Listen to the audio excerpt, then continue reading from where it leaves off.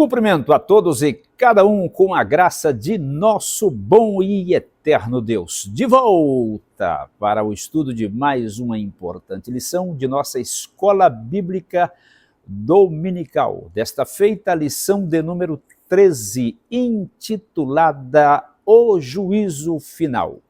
Texto bíblico básico está no livro do Apocalipse, capítulo 14, versículos 2 e 3, e também capítulo 20, versículos 11 ao 15. O texto áureo desta nossa lição está em 2 de Pedro, capítulo 2, versículo de número 9. O texto o diz: assim sabe o Senhor livrar da tentação os piedosos e reservar os injustos para o dia do juízo. E este ponto é importantíssimo por causa da expressão o dia do juízo. No que diz respeito aos objetivos de nossa lição, objetivo de número 1, estar convicto de que Deus é o justo juiz, que a todos julga por meio de Cristo Jesus. O segundo objetivo, identificar as diferenças existentes entre o julgamento das nações e o julgamento do grande trono branco, porque os dois são distintos entre si.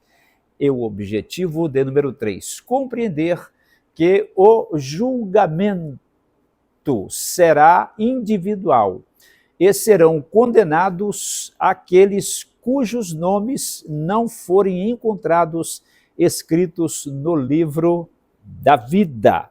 E desse modo, estamos agora passando para a nossa palavra introdutória. Esta é a última lição do trimestre que está se encerrando agora, porque nós estamos utilizando a revista Os Grandes Temas do Fim, da editora Central Gospel, e as lições são equivalentes ao terceiro trimestre do referido ano de 2024, no que diz respeito aos meses de julho, agosto e setembro. E hoje é a lição de encerramento. Desse modo, estaremos fechando o estudo de todas as 13 lições constantes nesta revista. Entretanto, antes de darmos prosseguimento ao estudo de nossa lição, nós queremos fazer um pedido a você. Inscreva-se em nosso canal, a fim de que você continue estudando as lições da EBD conosco, porque aqui funciona assim: nós aprendemos uns com os outros, porque eu sei o que eu sei, mas eu não sei o que você sabe. Você fazendo a sua inscrição aqui no canal de nossa igreja, Assembleia de Deus Plena Unção, Rua do Amaral 95, Andaraí, Rio de Janeiro, você estará ajudando-o. Outro ponto importante, por favor, ative o sininho, porque cada vez que nós gravarmos mais uma lição de nossa EBD, você será notificado. Crendo e confiando de que você estará efetuando a sua inscrição aqui no canal de nossa igreja, nós antecipadamente, ouça bem, te agradecemos de todo o nosso coração e que Deus te recompensará por Cristo Jesus. Nenhuma dúvida temos no que diz respeito a isto. Passaremos agora para o ponto seguinte de nossa lição. Agora nós estaremos falando sobre as diferenças entre o julgamento das nações e o julgamento do grande trono branco. É apenas uma palavra explicativa, porém grandemente importante. Por quê? O julgamento das nações é confundido por alguns irmãos em Cristo Jesus com o julgamento do grande trono branco. O julgamento das nações, ele consta em Mateus capítulo número 25, versículos 31 ao 46. O julgamento do grande trono branco está em Apocalipse capítulo 20, versículos 11 ao 15. O julgamento das nações, ele acontecerá na segunda vinda de Cristo, antes do início da 70ª semana de Daniel. O julgamento do grande trono branco, ele dar-se-á depois do reino milenar. Outro ponto importante, o julgamento das nações, ele será realizado na terra. O julgamento do grande trono branco, ele dar-se-á exatamente no dia no qual Cristo assentar-se-á no grande trono branco. No julgamento das nações comparecerão os bodes, as ovelhas e os irmãos. Já no julgamento do grande trono branco, unicamente os incrédulos perdidos de todos os tempos, séculos e épocas far-se-ão presentes na imediata presença do Senhor Jesus Cristo de Nazaré. Então, estas diferenças entre o julgamento das nações e o julgamento do grande trono branco, elas são importantíssimas. Inclusive, o julgamento das nações, ele será baseado no tratamento oferecido aos pequeninos irmãos do Senhor Jesus, que serão os judeus daqueles dias que antecederão o regresso de Cristo ao término da grande tribulação. Já o julgamento do grande trono branco, ele será baseado nas obras praticadas pelos perdidos. Desse modo, fechamos este ponto muito importante de nossa lição. Guarde bem estas informações, porque elas são importantes para se distinguir, diferenciar o julgamento das nações do julgamento do grande trono branco. E agora o tópico de número 1. Haverá um dia de juízo? Sim, obviamente. Agora é importante observarmos este aspecto que vou mencionar agora. O referido dia faz parte da agenda de Deus. Atos capítulo de número 17, versículo de número 31, o texto o diz claramente: porquanto tem determinado um dia em que com justiça há de julgar o mundo por meio do varão que destinou. E disso deu certeza a todos, ressuscitando-o dentre os mortos. Então, o dia do julgamento final já está marcado na agenda de Deus. Outro aspecto que quero abordar dentro deste assunto do dia do juízo, ele será o de prestação de contas. 1 de Pedro, capítulo 4, versículo 5, os quais hão de dar conta ao que está preparado para julgar os vivos e os mortos. Preparado aqui indica que o Senhor Jesus Cristo, ele está disposto para sentar-se no grande trono branco e julgar os incrédulos. E 2 de Timóteo 4, versículo 1, o texto diz que o Senhor Jesus haverá de julgar os vivos e os mortos na sua vinda e no seu reino.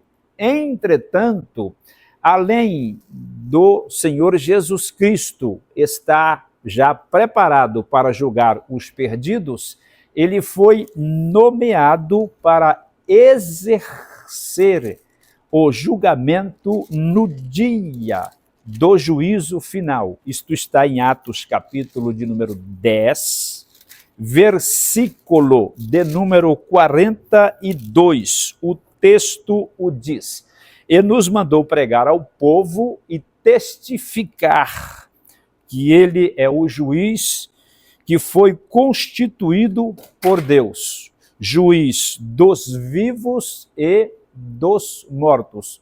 Constituído aqui indica que o Senhor Jesus Cristo foi nomeado, foi escolhido, foi pré-ordenado ordenado. E um aspecto importante que quero ressaltar ainda dentro deste tópico é que Cristo não apenas foi nomeado, mas também ele está preparado para este grandioso dia que virá. Desse modo, agora passaremos para o tópico de número 2 de nossa lição. Logicamente, estamos acreditando que você em casa está acompanhando esta nossa lição, fazendo as suas anotações, os seus apontamentos, inclusive você pode participar deixando não apenas os seus comentários, também as suas perguntas, a fim de que nós consigamos interagir com você e você interagir conosco. Então agora, tópico de número 2, fatos sobre o juízo final. Ponto importante, este julgamento ele será particularizado, ou seja, cada pessoa será julgada individualmente. Este ponto é importante de ser ressaltado porque a Escritura Sagrada não trata de julgamentos coletivos, mas de julgamentos individuais. Apocalipse 20, versículo 13, o texto o diz: e deu o mar os mortos que nele havia, e a morte e o inferno deram os mortos que neles havia, e foram julgados cada um segundo a sua obra. Pegue esta expressão, cada um. Então aqui está a indicação claríssima de que este julgamento ele será particularizado, ou seja, cada perdido prestará contas única e exclusivamente por si mesmo. Mas além de ser um julgamento particularizado, este julgamento também será imparcial e universal.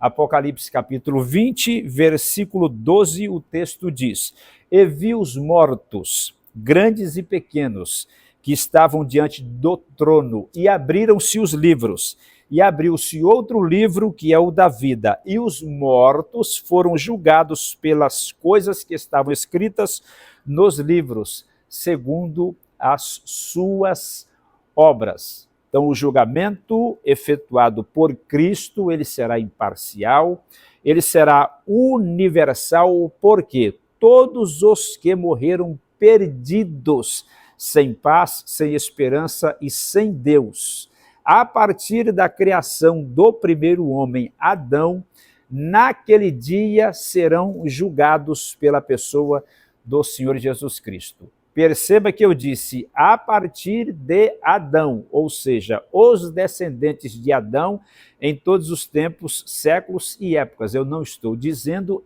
ou sugerindo que Adão, o primeiro homem, tenha morrido perdido. Esta pequena explicação é importantíssima para que ninguém, por uma razão ou outra, acabe interpretando erroneamente aquilo que eu estou a dizer. E um outro aspecto importante a ressaltar é que todos os presentes ao referido juízo serão pessoas que estarão já naquela ocasião antecipadamente condenadas à perdição eterna. Por qual razão? Aquela que eu já mencionei, porque são pessoas que morreram sem paz, sem esperança e sem Deus. Passemos agora para o nosso tópico seguinte, o de número 3. Quem serão os participantes do referido julgamento? Ora, você já sabe por antecipação, porque eu já falei claramente sobre isto. Todos os que morreram perdidos, sem exceção. Todos os ímpios mortos, inclusive no dia do julgamento do grande trono branco, eles ressuscitarão dentre os mortos naquele terrível dia para receberem a sentença final proferida pelos lábios do Senhor Jesus Cristo. Eu estarei lendo, por exemplo, João capítulo de número 5, o versículo de número 29. O texto o diz: e os que fizeram o bem sairão para a ressurreição da vida. Este texto aqui tiramos fora. O que nos interessa é a parte B do versículo. Os que fizeram o mal para a ressurreição da condenação. Os que fizeram o mal são todos aqueles que morreram perdidos, os quais em vida nunca experimentaram o arrependimento por causa dos pecados cometidos contra Deus e em vida rejeitaram o presente que Deus lhes enviou, qual seja a salvação gratuita por intermédio de Cristo Jesus. Então eles ressuscitarão para a ressurreição da condenação, que Paulo, em Atos capítulo 24, versículo número 15, chama de ressurreição dos injustos. Agora, um aspecto que eu quero mencionar aqui, sem tecer muitos detalhes. Você já parou para pensar quando é que os anjos caídos serão julgados? Bem, o texto escriturístico não fornece nenhuma base sólida no que diz respeito a este importante assunto. Por isso eu vou dizer o seguinte, provavelmente eles serão julgados ao término do milênio, também no dia do juízo final. Note que eu disse provavelmente, e logicamente os demônios estão inclusos porque eles também serão sentenciados e lançados no lago que arde com fogo e enxofre. Contudo, o ponto principal a ressaltar é o julgamento dos seres humanos perdidos, os quais naquele dia receberão a sentença e serão lançados, como veremos a seguir, no lago que arde com fogo e enxofre. Desse modo, passamos agora para o tópico de número 4, e já começamos a caminhar para o encerramento de nossa lição. Qual será o destino último dos perdidos?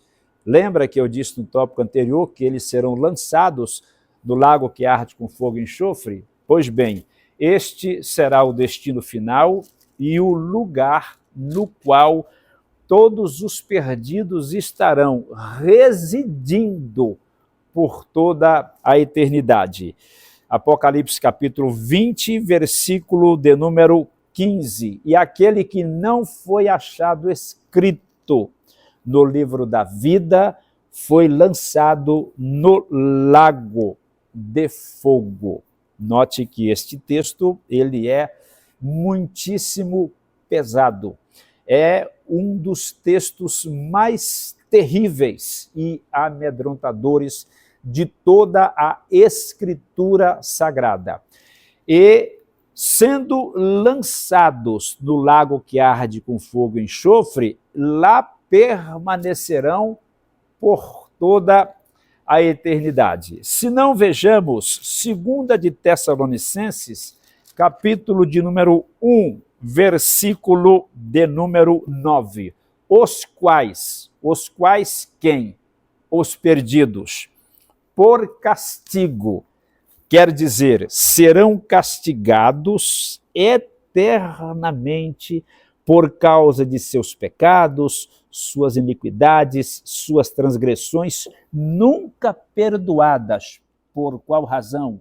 Porque rejeitaram a Cristo Jesus, negaram-no como único e suficiente Senhor e Salvador. Desse modo, a única coisa que lhes restará será experienciarem o castigo divino sobre eles, o qual perdurará por toda a eternidade, como está nesse texto. Porque, continuando a leitura, o texto diz: padecerão eterna perdição ante a face do Senhor e a glória do seu poder. Mas aqui tem um ponto que eu quero ressaltar.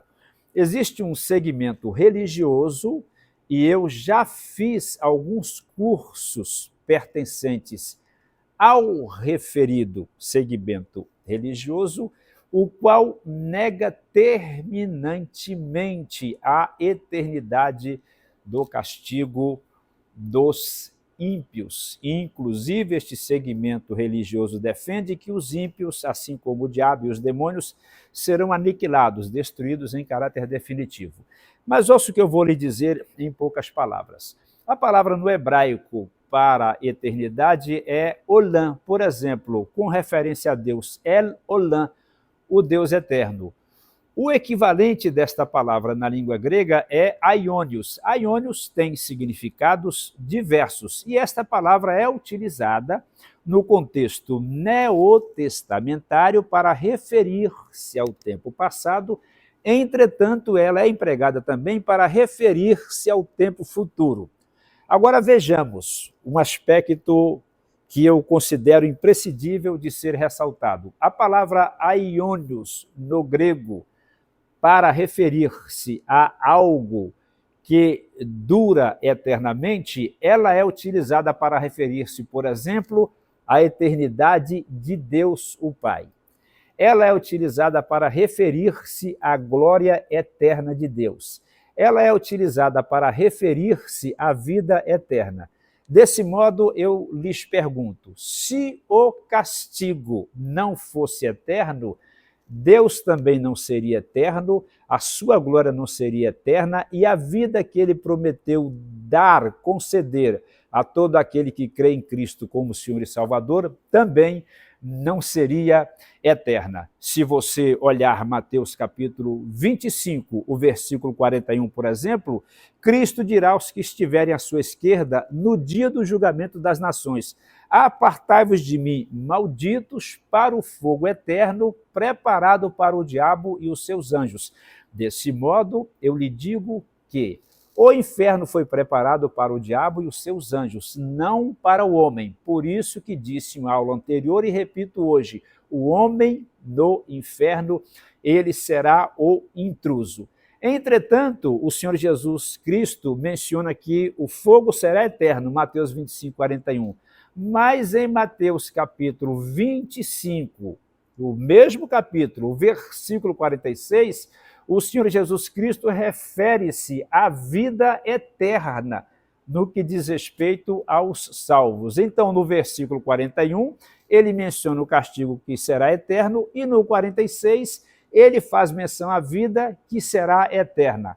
Dadas estas pequenas, porém importantes explicações, fica claro que a duração do castigo que sobrevirá a todos os perdidos, ela será eterna. Inclusive, de acordo com Apocalipse 14, versículos 10 e 11, textos que eu não lerei aqui, você poderá ler em casa, porém, eu quero ressaltar aqui uma expressão constante nesse texto da Escritura Sagrada, isto é, Apocalipse 14, versículos 10 e 11. O texto diz que tais pessoas serão atormentadas de dia e de noite. E agora, finalmente, a conclusão de nossa lição. O dia do juízo final será para que todos os perdidos sejam julgados. Não haverá qualquer chance de oferecer algum recurso a Deus,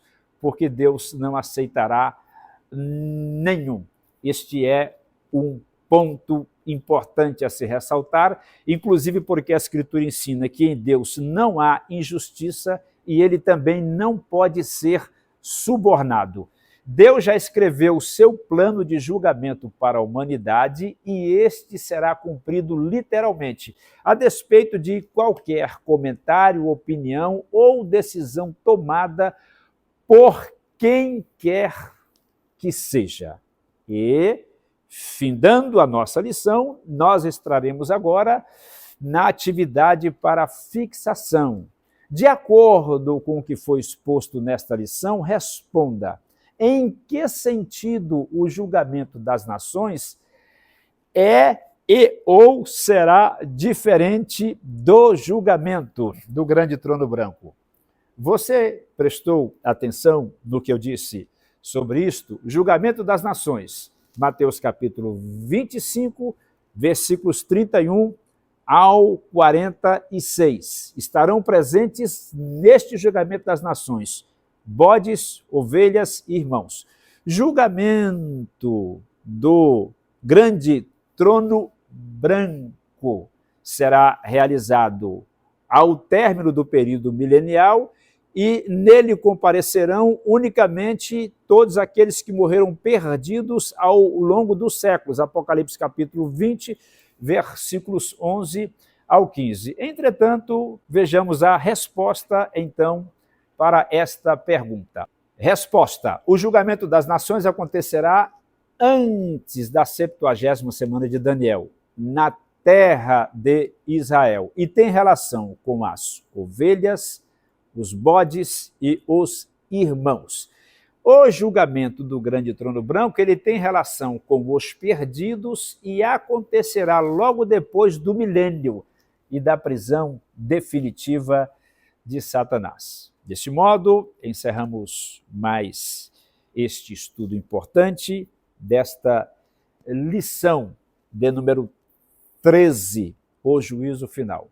Queremos de todo o nosso coração agradecer a você que esteve acompanhando e estudando conosco todos os assuntos que compartilhamos com você neste dia. Entretanto, não se aborreça, mas eu lhe peço uma vez mais, inscreva-se em nosso canal, ative o sininho a fim de que você receba notificações todas as vezes que nós gravarmos mais uma de nossas aulas de nossa escola bíblica dominical a partir da Assembleia de Deus, Plena Unção, Rua do Amaral, 95, Andaraí, Rio de Janeiro.